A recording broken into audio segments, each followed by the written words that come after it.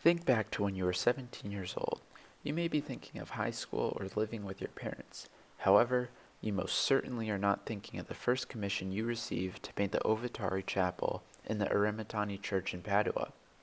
Amazingly enough, at 17 years old, this was the life of Andrea Mantegna. During this first commission, Mantegna grew closer to the renowned Bellini family of artistic masters. Under Bellini's direct, Mantegna mastered self-portraiture and personality. Today, we will dive into an analysis of a formative Mantegna masterpiece, Lamentation over the Dead Christ. This tempera-on-canvas piece, dated to 1483, is deserving of careful attention due to its highly innovative style. The painting was found in Mantegna's studio when he died and was eventually sold to Cardinal Sigismundo Gonzaga in 1628. The painting continued to be sold and repurchased for the following 2 centuries. However, in 1824, the painting landed at the Pinacoteca di Brera in Milan, Italy, where it currently resides today. When we look at the painting more closely, it's easier to understand why this work was so revolutionary. To begin with, this work displays a commonly painted Renaissance scene of the death of Christ. Although the scene was typical of the period, the artistic style which Mantegna implemented remained incredibly original. The scene depicts the moments after Jesus Christ was crucified and taken down from the cross.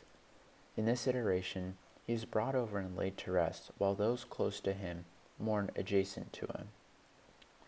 At first glance, it's clear why this work is unique. The position in which Mantegna holds the viewer is unusual.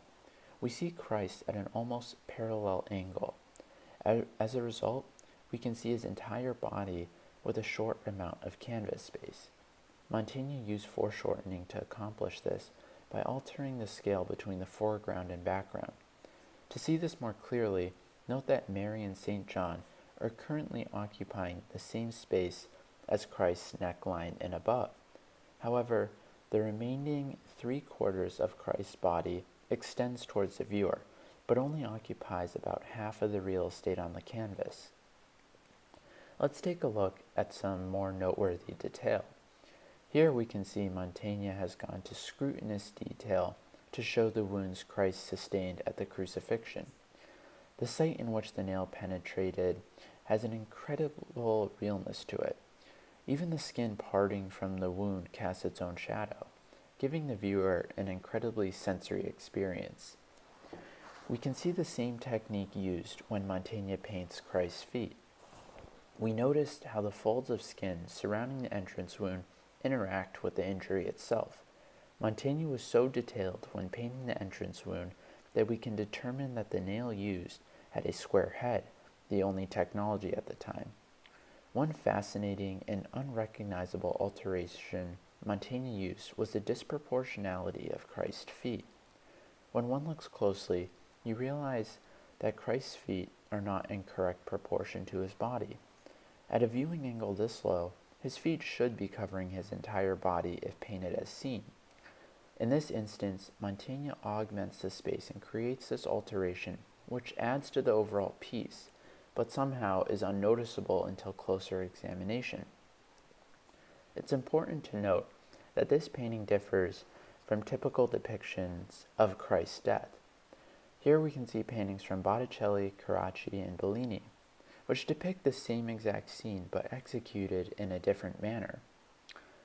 In each, we see that even though Christ is dead, his body is interacting with the subjects around, whether that be his embracing, drapery, or hoisting. When we go back to Mantegna's piece, we see that there is no interaction with the dead body. Christ lies on the slab, a scene some may consider to be one of a morgue.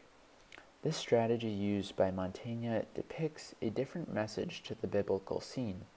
That is, Christ's body is truly, mortally, and physically dead. He does not convey a sense of holiness in this depiction. He rather takes up space as a physical and dead human body. If you have the opportunity, please visit this painting in Milan.